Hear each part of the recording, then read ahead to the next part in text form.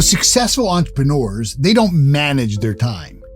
They dominate it, right? They operate from a completely different clock than the average person, where every single minute is accounted for, aligned with purpose, and leveraged for impact. It's not wasted on distractions or what I would call low-value tasks. If you keep treating time like it's flexible instead of finite, you will stay overwhelmed, overbooked, and underperforming while others outpace you with the exact same 24 hours.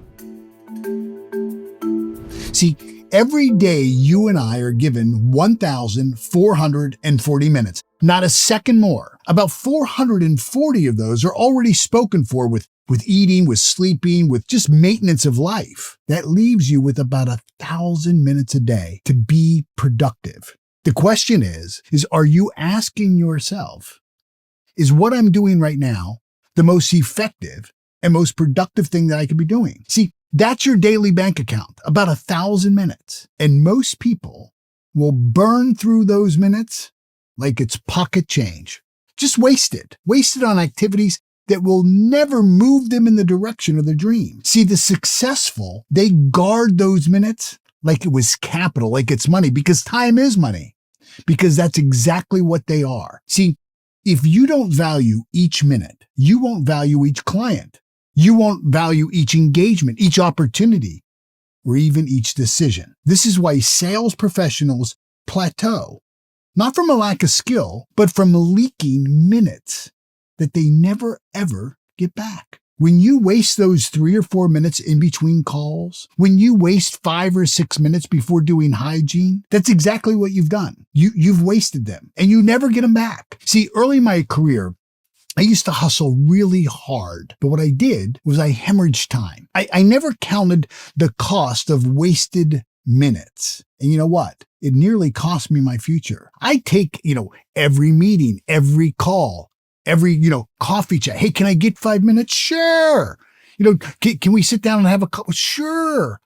I was so willing to give my most precious resource to opportunities that were never going to produce what I needed to produce. A favorite quote of mine is never allow your time to be given to other people who won't prioritize it. Like, never prioritize other people's time when they're just making your time an option in their lives. Again, I take every call thinking that, maybe there was an opportunity there and I was doing due diligence. See, what it really was theft. See, once I put a dollar value to my time and I broke it down to minutes, oh my goodness, I can tell you this, my whole perspective of time changed. Now, in order to do that, I had to know my value to begin with. I had to know what was my value per hour, per minute. And once I did the math, once I operated at that level of awareness, my whole schedule changed. See, if I gave you $100, you wouldn't throw it away.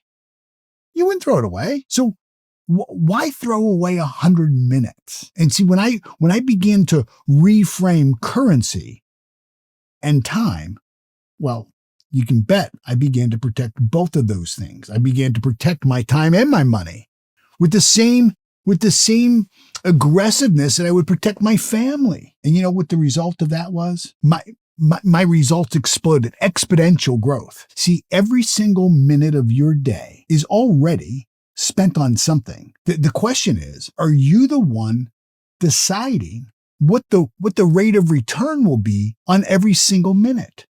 Life is a fight for territory. Life is a fight of the clock for sure. And I'm gonna tell you, if the return isn't of value to you, you're either moving forward or backwards. And I've just watched people come to me and say, I don't understand why I can't get ahead. And the first thing I do, give me your schedule for the last 90 days. And they are amazed. And not the minutes, but the hours that they've wasted. See, entrepreneurs don't scale by doing more. They don't scale by trying to, pack more in. They scale by getting their time back. That resource is finite. There's 1,000 minutes a day. That's it. That's all you've got. So you may not have a driver or a chef, but you do have choices. Like, what do you delegate? What do you outsource? What do you stop doing altogether? See, when I started to defend my time that way, I began to make really high value decisions. Anybody who knows me knows that, like, I don't do anything. I don't do anything outside of what I really do well. I don't put gas in my car. I don't go shopping for clothes. I have a woman who comes twice a year. She measures me. She brings shirts. She brings suits. She brings pants, socks, everything. I do all of my shopping and all of my clothing probably in 15 minutes. That's it. She's already picked color palettes that I've chosen once. I'm not remaking decisions. I'm not rehashing things. I don't go food shopping. All I do is the things that are of high priority move me in the direction of my goals. Not just my business goal for sure, but also my family goals. I don't waste time with my children. We go on vacation. We were just up in New York and Philadelphia. Private tours. We don't waste time standing in line. I make sure that every single opportunity, the time I have with my kids, with my wife, that it's highly productive. It's highly efficient. It's highly rewarding. See, the Martinelli sales method teaches that money is never the problem.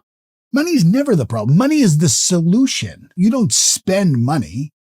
You trade it. And what you trade it for, hopefully, is quality time and certainty. When I was building one of my first multi-million-dollar companies, a commercial cleaning business, I realized that I was spending hours every single week fixing broken vacuum cleaners or broken valves on a carpet cleaning machine. Why? Why was I doing it? First, I thought I was being a good steward of the money because I could fix it.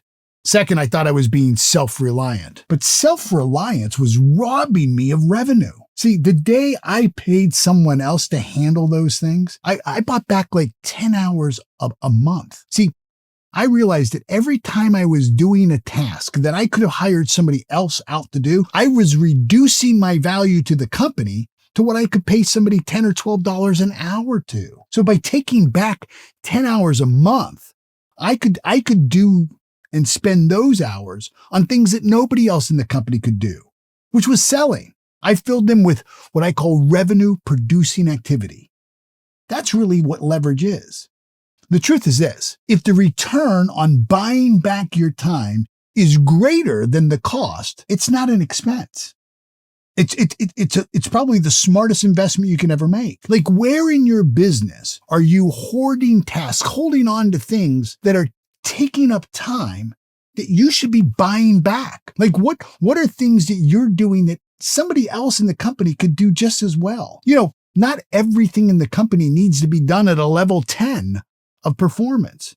There are some things that could be done just average. Sometimes average is good enough. It didn't require my level of expertise to be making every single decision. Now look, before we go any further, I want you to download the free resource that I created for you called The Belief Upgrade, because how we manage our time is in direct proportion to our belief of our value. And this guide is going to rewire the way you think about time and money, as well as your results. I lay out 10 specific shifts, like turning desire into a non-negotiable action, learning how to take the first step before you have all the answers, including delegating tasks that you're holding on to with a really firm grip that don't pay you a return, and upgrading your beliefs that are quietly sabotaging your productivity. If you've ever struggled with procrastination, distraction, or waiting until you felt ready, this guide is going to break that cycle. It's practical, it's powerful, and I've created it so that it can help you dominate those 1,000 minutes each day instead of letting them slip away. Now, my team has put the link right below this video, so go download it right now so you can apply today's teaching in real time. That's productive. Then I want you to come right back because we're just getting to the good part. See, time management is not about managing lists of things to do. It's really about identity. The truth is, you'll never outperform your own self-concept, your own belief about your value. And if you don't value you, you won't value your time. See, If you see yourself as busy, guess what? You'll always be busy. If you see yourself as a high-value closer, your minutes will align with high-value activities. Early in my career, I was busy broke, right? I filled my calendar with all kinds of activities, but those activities weren't aligned to the results that I really wanted to achieve. There was an incongruence with what I was claiming I wanted and what my daily schedule had me doing. And when I upgraded my belief about who I was, about my value, guess what? My priorities shifted. No more chasing unqualified leads. No more wasting time talking to people who were never going to buy, going into convincer mode. No more endless preparation, getting ready. No more hiding in the busyness. What I did was I stepped into clarity and certainty. Successful people don't ask, what do I need to do today? They ask, who do I need to be today? How do I need to show up? Like, what is the most effective, productive thing that I can be doing? And how do I need to presence myself to make sure that those things happen? This is a major shift. There's a big difference between exhaustion and expansion. Ask yourself right now, are your minutes aligned to the person that you're becoming or to the person you're trying to outgrow? Ask yourself that. See, every minute you invest in developing your certainty, every single time you build on the certainty of who you are, the certainty of your value, the certainty of your self-worth, the certainty of the most effective thing, every time you do that, it begins to compound. As I teach in the Martinelli sales method, sales at its highest level is the transference of emotion. And the primary emotion being transferred is the emotion of certainty. But you can't transfer what you don't have. So if you don't have certainty in your value, if you don't have certainty in your worth, if you don't have certainty about what's productive and effective and efficient for you, how do you ever transfer that certainty to somebody else? Certainty isn't talking louder or having more fancy words or closing techniques. It's about showing up with your state of mind, with your tonality, and with your belief locked in. See, when you show up at a level of certainty that's unshakable, you collapse wasted minutes in indecision, hesitation, backtracking, second guessing. I used to drive my team nuts. I'd make a decision and then the next day I'd change everything else because of whoever I talked to last. I was wavering back and forth. See, I've had days where one 15-minute call created more momentum than an entire week of scattered activity. See, I showed up with a level of certainty of who I needed to be, what I needed to do, what was most effective. And what I did was I held space for a decision. And then I would close with clarity. If you lack certainty, you're going to waste time all day long. You'll circle back. You'll follow up endlessly. You extend the sales cycle unnecessarily. Certainty saves minutes because it accelerates decisions. See, winners will never wake up and wonder what they're going to do today. They've scripted it.